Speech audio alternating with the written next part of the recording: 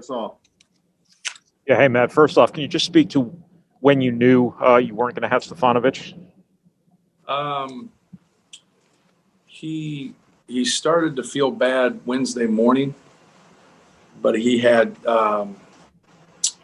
he took 2 tests on Wednesday, and they both were negative, but he had a lot of symptoms. So we knew there was a good chance that he was going to be positive. So we, had him just go back to his room and stay in his room the whole day. And then the next day he got a positive test for an antigen, and then he got a positive on the PCR. So we had to wait for that second test. So that would have been on Thursday. So that's when we knew for sure. And then we were just working out the details, and obviously we released it tonight before the game. So you had the one practice to prepare without him, right? No, he didn't practice at all. Right. No, I mean, you practiced once knowing you wouldn't have him. We practiced twice knowing we wouldn't probably have him. We didn't know for sure, but he had too many symptoms. So, yeah, we knew it was coming through. Right, okay. How did that change things tonight, you think, not having him? Well, obviously he's a very steady piece for us. He's a guy that plays 30 minutes a game, knows what's going on defensively, can obviously stretch the defense. He's the best percentage-wise three-point shooter in our league. So it gives, that threat of a guy, knocking down shots, but also just the presence of being in the game and keeping people aware of him. And then also, his basketball IQ, he's done a good job. I think you saw the other night in the Ohio State game, he had a couple of really nice drives. He had a couple of nice pull-ups. Obviously, he makes that huge three at the end to tie the game. But just as experience, there was a lot of guys that played the night that had experience, especially guards, that, didn't have great games. And there's guys with inexperience that didn't play well either. And so, you just want your experienced guys to balance out some of your inexperienced guys. And so, he helps with that because, he plays 30 minutes a game for us. So, but it's part of it. I was talking to our staff, just when you have a good program, and you should have some people on your bench that think they should be playing more. You should have a lot of people on your bench. If you have a good program, you got good players. Everybody came here to play. Everybody came here to start. Everybody came here to play minutes. But it can't leapfrog playing the right way and playing to win. That's the most important thing. And I think Sasha's been able to play to his strengths and be solid. And sometimes that means maybe shooting 3 or 4 times a game and not get a lot of cracks at it, but not turning the ball over, doing what he's supposed to. And we missed that. We didn't have great guard play tonight. And it wasn't like our interior guys played well either. But we just didn't have good guard play. Our decision-making had to be better. We had 14 turnovers. It seemed like 24. You just have to make better decisions, and you got to get more production. I don't care what level you play at, high school, pros, college, I don't care. You got to have good guard play. And we simply did not tonight. Right. But when you lose an experienced piece with Sasha and you have 5 freshmen who are playing a lot, does that kind of rub it even more raw? Well, sure. They got to play well. Like somebody that comes in off the bench, you got to come in and defend and rebound and, people that are going to get more playing time, you got to be productive, and we weren't. So, but yeah, it puts you a little bit behind, but that's part of it. If he came and played this game and got in foul trouble and didn't give us much, that's part of it. If he twists his ankle, that's part of it.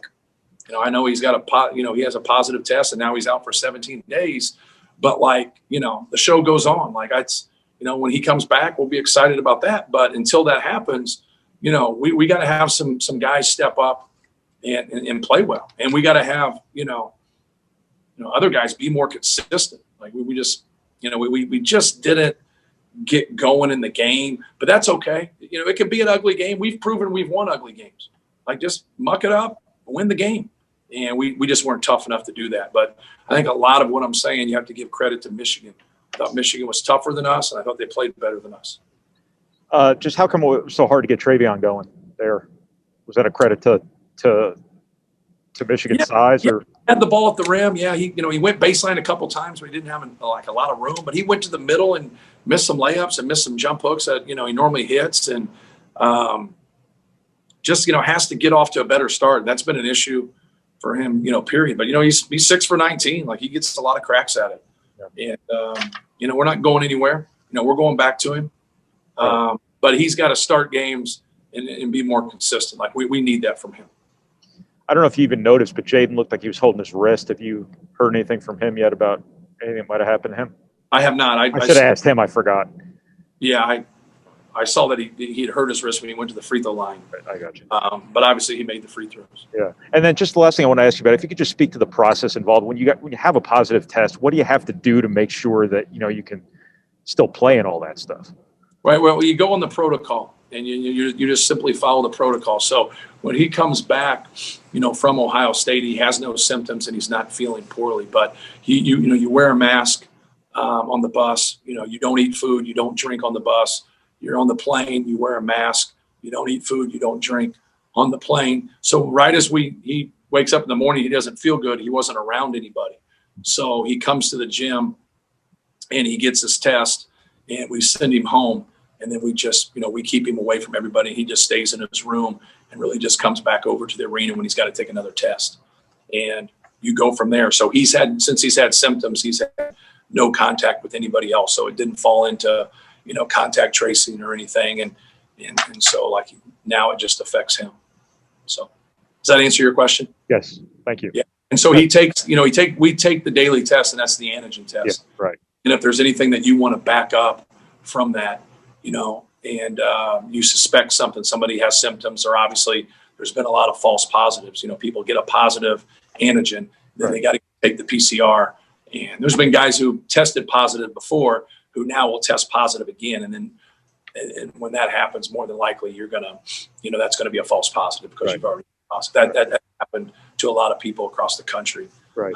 So that's why you have the backup test with the PCR. Right. Oh, just one other thing I want to ask you, just these 8 days of practice, or however many days of practice this is with the 8-day layoff, that's probably pretty significant right now, fortuitous timing, huh? Yeah. No question. It's, we'll take a couple days off here. We'll get back to practicing and take Wednesday off also. So you'll have 4 days next week before you play, Minnesota where we play. But it's a good break, for our guys. And obviously going forward, we gotta figure out when Nebraska comes back and try to reschedule that game. This was a window where obviously we're, could play Ohio State and they got shuffled, and we were hoping to play Nebraska in this window here, but then they got more positives. So that threw that out of whack. So we got to get that. And the Big Ten's got to get that figured out. I'm good. Thank you, Matt. No problem. Mike?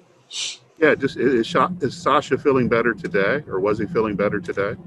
I talked to him today, not in person, obviously, but I didn't get to that. I talked to him about how he was feeling the day before, when we got the news and everything was for sure. So, what are you going to need out of Jaden, assuming he stays in the starting lineup? But what are you going to need out of him moving forward? Yeah, whether somebody starts or not is just. Just knowing what's from a defensive standpoint, I think that's the most important thing, getting into scouting reports and, being someone who can be reliable on both ends. I think that's the hard thing to do for a young player, especially when you're missing shots. I think when you make shots, it helps other parts of your game when you're young. Like, you're more vibrant, you're more eager, to get out there and compete. And then when you're missing shots, you don't quite have the maturity yet to go on the other end and have a short memory and, not be thinking about it. Like, you got to move to the next play. You got to have a short memory. You got to go to the defensive end and do your job. And so, just being consistent, for anybody. And I'm not too consumed with like guys starting and not starting. And obviously we've played here and won. I think we won 4 in a row, if I'm not mistaken. And so, you stick with your lineup. And obviously Sasha going out's why he started, but he's going to be a good player. He's obviously made a big shot against Ohio State, but he's just got to learn to let some things come to him, and also when he's aggressive, be able to finish at the rim and also be under control if he draws more than one person. What do you want your young guys to take out of a game like this and playing, right now the best team in the Big Ten? Yeah, well, I want all of them to take it. I didn't think that we played very hard. I told him a story in the locker room about one of our former players here that played really well in the NCAA tournament and just, emptied his tank and just exhausted himself. He played so hard. And just talking to them about, like, I've seen them at their best, and that's the only thing from an effort, a concentration standpoint, is you expect their best. And tonight wasn't their best, but I think Michigan had a lot to do with that. I think Michigan's experience, Michigan's toughness took us out of a lot of things. And, we have to be tougher than we were tonight. We just didn't get a lot of production from really anybody, across the board. We had nobody that really played, a consistent game tonight. And we just have to be better. Thank you. Thank you. Who else for Coach Painter? This is Brendan Quinn from The Athletic. I have one.